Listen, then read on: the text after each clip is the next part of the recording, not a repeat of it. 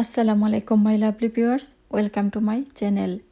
আশা করি সবাই ভালো আছেন। আলহামদুলিল্লাহ, আল্লাহর রহমতে আমরাও সবাই ভালো আছি। শুরু করছি নতুন একটি ব্লগ। আশা করি আপনাদের কাছে ভালো লাগবে।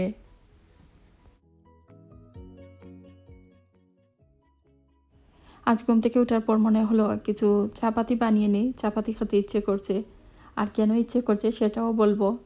আর চাপাতি তৈরি করার জন্য আমি যে পরিমাণে আটা দিয়ে তৈরি করব, ঠিক সেই পরিমাণ পানি আমি মেপে চুলায় বসিয়ে দিয়েছি।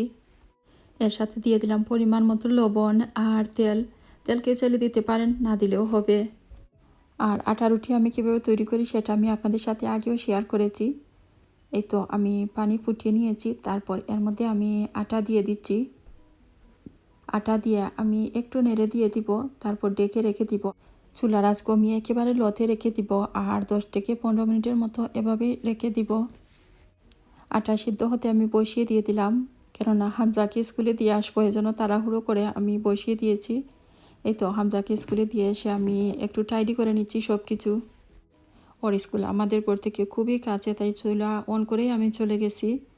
আর এই তো এসে এখন ভাবলাম একটু টাইডি করে নেই, তারপর বাকিগুলো টাইডি করব যতটুকু বাড়ি করে নেই।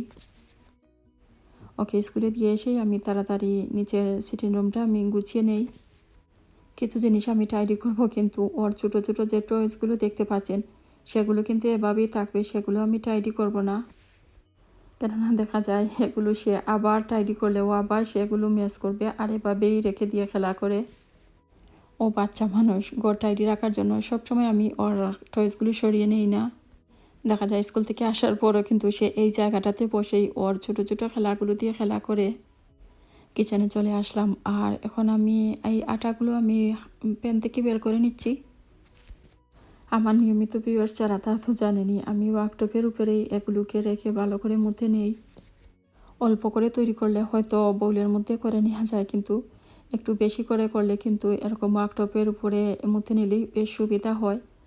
আর অল্প করে আসলে আমি তেমন কিছু করতেও পারি না, যখন কোনো কিছু তৈরি করি একটু বেশি করেই তৈরি করি, আর না করলে তো বসে থাকি। যতটুকু গরম হাত দিয়ে সহ্য করা যায় ঠিক সেভাবেই এগুলোকে ভালো করে মুথে নিয়ে এভাবে একটা ডো তৈরি করতে হবে, বা এরকম ছোট ছোট সার্কেল করে রুটির জন্য তৈরি করে নিতে হবে। এই তো আমি কয়েকটা সার্কেল তৈরি করে নিয়েছি, এখন এইগুলোকে আমি রুটি বেলে নিব। খুব বেশি সুন্দর করে আমি রুটি তৈরি করতে পারি না, কিন্তু খাওয়ার যোগ্য হয়ে যায়, খাওয়ার মতো হলেই তো হলো। বাচ্চারা তো স্কুলে, আর আমরা দুজনই শুধু খাবো, এজন্য আমি আমাদের জন্য কয়েকটা তৈরি করব, আর বাকিগুলো কিন্তু ডিপ ফ্রিজে রেখে দিব। আর কীভাবে ডিপ ফ্রিজে আমি রুটি বানিয়ে সংরক্ষণ করি সেটাও আপনাদের সাথে আগেও শেয়ার করেছি।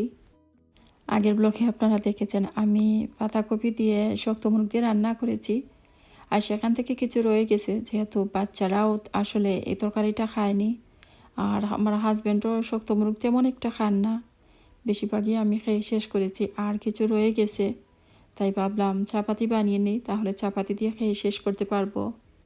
বাদ দিয়ে এই তরকারি খেতে খেতে আর ভালো লাগছে না, এখন মনে হচ্ছে একটু চাপাতি করে নিই, তাহলে চাপাতি দিয়ে খাবো, ভালোই লাগবে। আর অনেক দিন থেকে কিন্তু চাপাতি বা আটা রুটি তৈরি করা হয়নি, খাওয়াও হয়নি। আর রুটি কিন্তু আমাদের করে খাওয়া হয় বেশি, আর আমারও অনেক ভালো লাগে খেতে। রুটি তৈরি করতে দেরি হয়, কিন্তু সেগুলো তৈরি করার পর কিন্তু খেয়ে শেষ করতে দেরি হয় না। খেতে ইচ্ছে হয়, ভালো লাগে, কিন্তু সময় থাকে না। আর ইউটিউবে আসার পর থেকে তো আমি আরও অনেক বেশি বিজি হয়ে গেছি।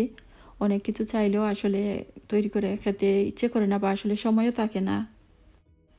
এই তো এভাবে পরোটার যে ভিতরের যে পলিথিন থাকে সেই পলিথিন বিছিয়ে আমি রুটিগুলো রেখে দিচ্ছি।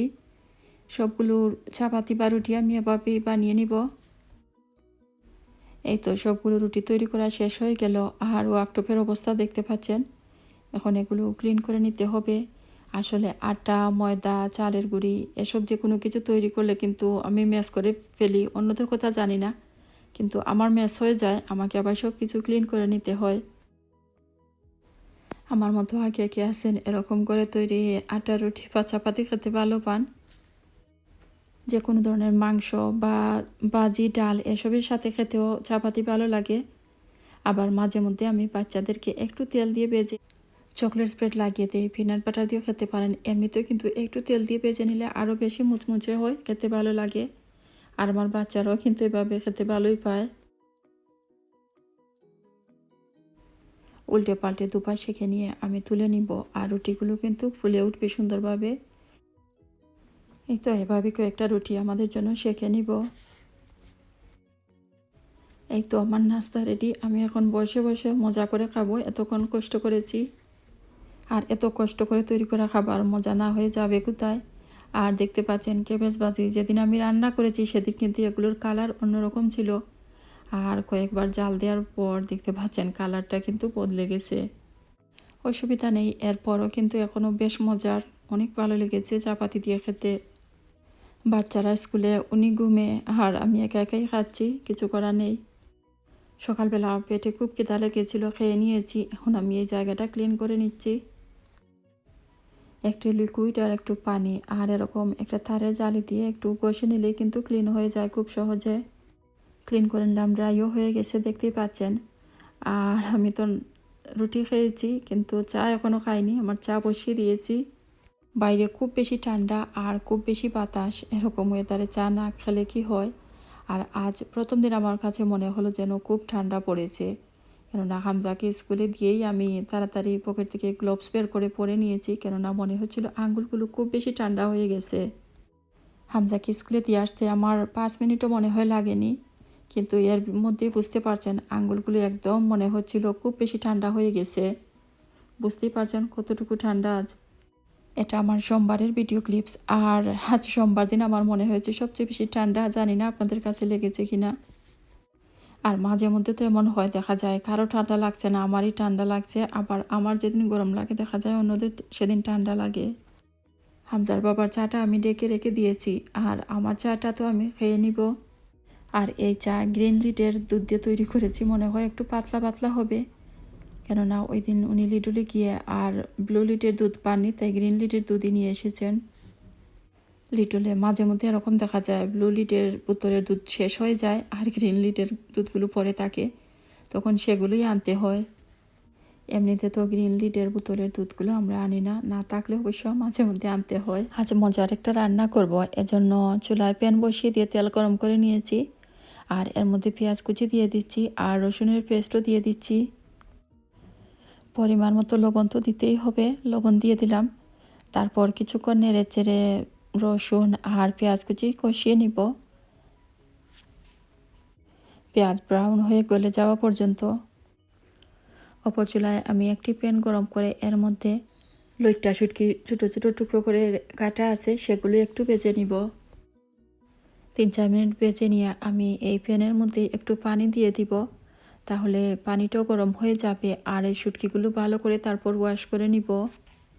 শুটকিগুলো কিছুক্ষণ গরম পানিতে ভেজানো থাকায় এগুলো একটু সফট হয়ে যাবে, তাই ভালো করে ধুয়ে নিতে হবে যাতে কোনো বালি না থাকে। আর ভালো করে ভিতরের দিকটাও পরিষ্কার করে নিতে হবে। পেঁয়াজ কষানো হয়ে গেছে, এখন আমি এর মধ্যে অল্প একটু পানি দিয়ে দিব। তারপর এতে গুঁড়ো মশলা দিব, এতে করে গুঁড়ো মশলা আর পুড়ে যাবে না। দিয়ে দিচ্ছি হলুদের গুঁড়ো, মরিচের গুঁড়ো আর ধনিয়ার গুঁড়ো। কিছুক্ষণ ধৈর্য ধরে মশলা নেড়ে চেড়ে কষিয়ে নিতে হবে। আর আমরা সবাই জানি যে কোনো তরকারির মশলাই ভালো করে কষিয়ে নিলে খেতে ভালো লাগে আর কোনো কাঁচা গন্ধও থাকে না। কিছুক্ষণ মশলা কষিয়ে নিয়ে এর মধ্যে আমি 1.5 গ্লাসের মতো পানি দিয়ে দিব। তারপর নেড়ে চেড়ে মশলা পানি সব কিছু একসাথে মিশিয়ে ঢেকে রেখে দিব আর 4-5 মিনিট হাই হিটে জাল দিব।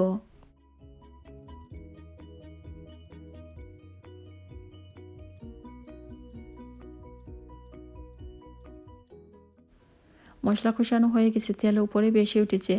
এখন এর মধ্যে ধুয়ে পরিষ্কার করে রাখা লইট্টা শুটকিগুলো দিয়ে দিব। নেড়ে চেড়ে শুটকি মশলার সাথে মিশিয়ে ঢেকে রেখে দিব আর 3-4 মিনিট একটু কষিয়ে নিব।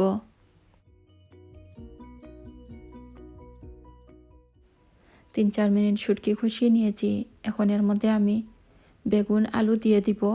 বেগুন আর আলু ছোটো ছোটো টুকরো করে কেটে আমি পানিতে ভিজিয়ে রেখেছিলাম। এখন সেই বেগুন আলু এই শুটকির মধ্যে দিয়ে দিব। তারপর নেড়ে চেড়ে সব কিছু মিক্স করে নিব আর ঢেকে রেখে দিয়ে জাল দিব।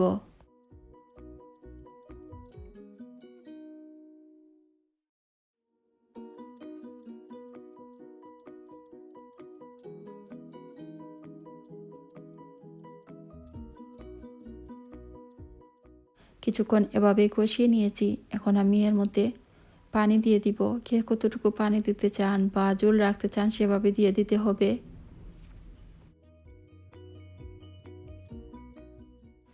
এই রান্নায় বা এই বোনায় পানির পরিমাণ কম হলেই খেতে ভালো লাগে। এর মধ্যে আমি কাঁচামরিচও দিয়ে দিচ্ছি। কেউ চাইলে নাগামরিচ কেটেও দিতে পারেন, এতে করেও সুন্দর একটা ফ্লেভার বের হবে। এই তো সব কিছু নেড়ে মিশিয়ে দিচ্ছি, তারপর ডেকে রেখে দিব। আর আরও কিছুক্ষণ জাল দিব। যখন বোঝা যাবে আলু বেগুন সব কিছু সিদ্ধ হয়ে গেছে আর পানিও কিছুটা টেনে গেছে, তখন চুলা থেকে নামিয়ে নিব। আমার রান্না হয়ে গেছে। মাঝে মধ্যে বেগুন আলু লুইট্টা শুটকি এভাবে আমি রান্না করি, খেতে ভালোই লাগে। আর এভাবে রান্না করলে আমার হাজব্যান্ডও একটু খাবেন আর বড় মেয়েটাও একটু খাবে। অনেকের কাছে এভাবে রান্না করলে ভালো লাগে, অনেকেই এভাবে রান্না করে খান। আর যারা এখনও খাননি বা নতুন গৃহিণী যারা, তারা হয়তো এভাবে এই রেসিপিটি থেকে ফলো করে রান্না করতে পারেন। আশা করি আপনাদের কাছেও ভালো লাগবে।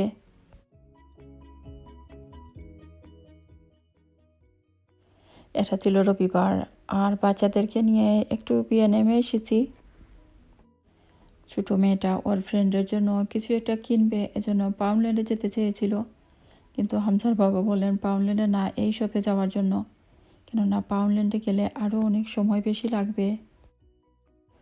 হামজাও আজ এসেছে আর ও দেখছিল ও কোন সুইট বা চকলেট নেবে। সামনে স্টার আসতেছে আর হামজা বলল যে ও স্টার এক নিতে চায়, এজন্য সে এক সাইজের যেগুলো সেগুলোই নিল। একজন নুডলস নিল আর বড় দুজন তো নুডলস বানিয়ে জাল দিয়ে ওরা নিজে নিজেই খায়। ঠান্ডা দুধ বা পানি নিয়ে ওরা দুজন বসে নিজে নিজেই ওরা ওদের কম্পিটিশনটা চালিয়ে নেয়।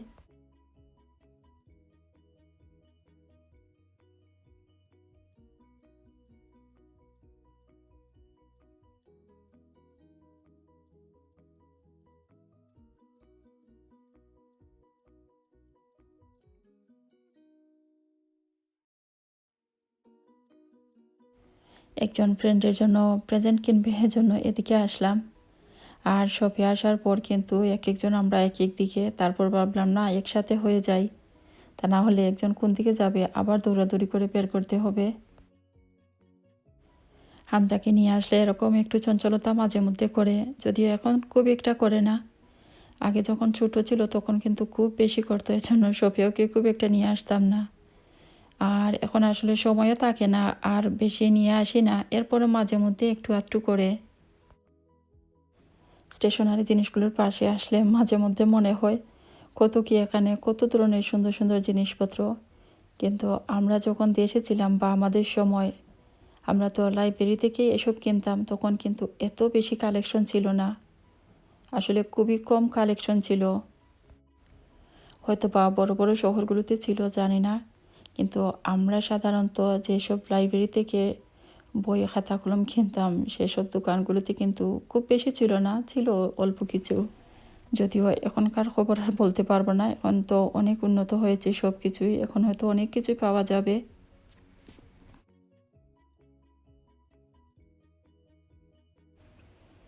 হামজাকে এখন আর শপিংয়ে নিয়ে আসতে তেমন একটা ভয় লাগে না। তারপরও কিন্তু একটু ভয় লাগে, কেননা একটু দৌড়াদৌড়ি করে। কিন্তু আগে যখন ও আরও ছোটো ছিল তখন কিন্তু বেশ ভয় লাগতো ওকে নিয়ে আসতে, কেননা ও একটু দৌড়াদৌড়ি করতো। তারপর ও যেই খেলনা বা টয়টা চাইতো ওকে দেওয়ার জন্য, সেটা না নিয়ে কিন্তু ও কোনোভাবেই বের হতো না। এদিকে দেখতে পাচ্ছেন বেলভেটের মধ্যে কিছু বেড কভার, ভালোই লাগছে। হামজা এরকম করতো, যেটা চাইতো সেটা ওকে কিনে দিতেই হতো, তা না হলে কিন্তু শপে কান্না শুরু করে দিত। সেই টয়টা হাতে নিয়ে বা ওটা না নিয়ে বেরই হতো না। আর এত টয় দিয়ে কী করবে, কেননা অনেক কিছুই তার থাকে, এরপরও দেখা যায় যেটা নতুন কিনতে চাইবে কিনে দিতে হতো। আর ঘরে যাওয়ার পর কিন্তু সেটা দিয়ে হয়তো একদিন বা 2 দিন খেলতো, তারপর কিন্তু আর খেলে না, রেখে দিত। এখন যদিও শপে গেলে আর তেমন একটা কিনতে চায় না, এখন একটু সুইট কিনতে চায়, টয়েজ আর কিনতে চায় না। এরপর ওর বাবা ওকে মাঝে মধ্যে হট হুইলস এসব ছোটো ছোটো কার এনে দেন, সেগুলো দিয়ে মাঝে মধ্যে খেলা করে বা কিছু উপরে নিয়ে রেখে দেয়। কিন্তু এই ছোটো ছোটো কারগুলো মাঝে মধ্যেও খেলে, আবার দেখা যায় যখন ওকে আমি গোসল করাই তখন বাতের মধ্যে নিয়ে যায়, বাথ টাবে নিয়ে সেগুলোকে একটু সময় খেলা করতে চায়। মাঝে মধ্যে কয়েকটা নিয়ে যায়, নিয়ে বাথ টাবেও খেলা করে। এই তো আমি একটু দেখছি আর ওরাও এদিক সেদিক দেখছে। আর হামজা কিন্তু একটু দৌড়াদৌড়িও করছে। দেখতে পাচ্ছেন ও দৌড়ে গিয়ে একটা বক্সের পিছনে লুকিয়ে গেছে। তারপর আমি ডাক দিলাম, তারপর আবার চলে এসেছে। মাঝে মধ্যে সে এরকম করে, প্রতিদিন কিন্তু করে না, মাঝে মধ্যে শপিংয়ে আসলে এরকম একটু করে। এই তো অল্প কিছু টুকিটাকি নিয়ে আমরা এখন বের হয়ে যাব।